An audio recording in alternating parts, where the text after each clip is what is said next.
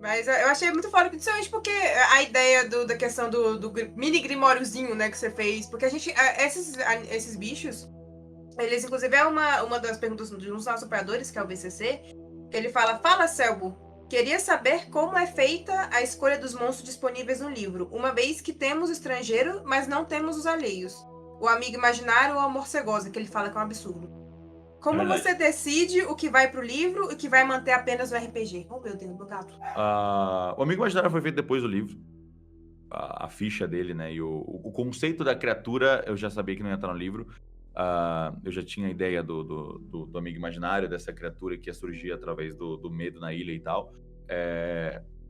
Mas especialmente, o Amigo Imaginário, especialmente, ele não tá no livro, porque a ideia inteira da temporada é que ele não existia, Foi criado, na verdade. né? Uhum. Ele foi criado lá.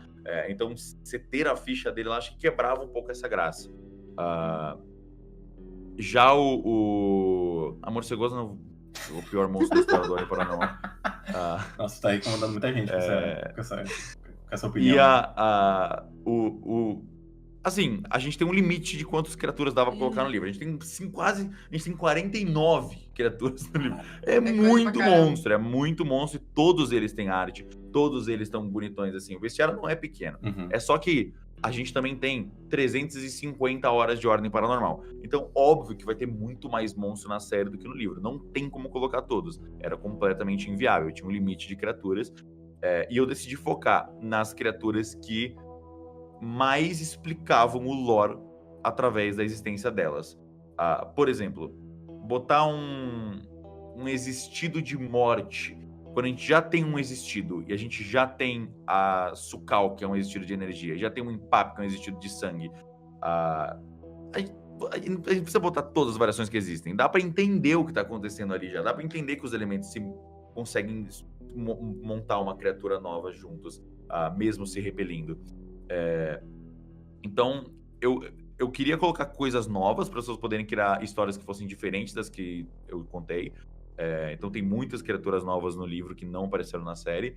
Mas eu também, obviamente, tenho fanservice de, você tá comprando um livro de Ordem Paranormal que assistiu por 3 anos, a gente tem que botar, pelo menos, os monstros mais icônicos das criaturas. Inclusive, né, as fichas das relíquias ou dos portadores delas estão lá como um fanservice, assim. Elas poderiam não estar como fichas, poderiam estar como uma parte de lore.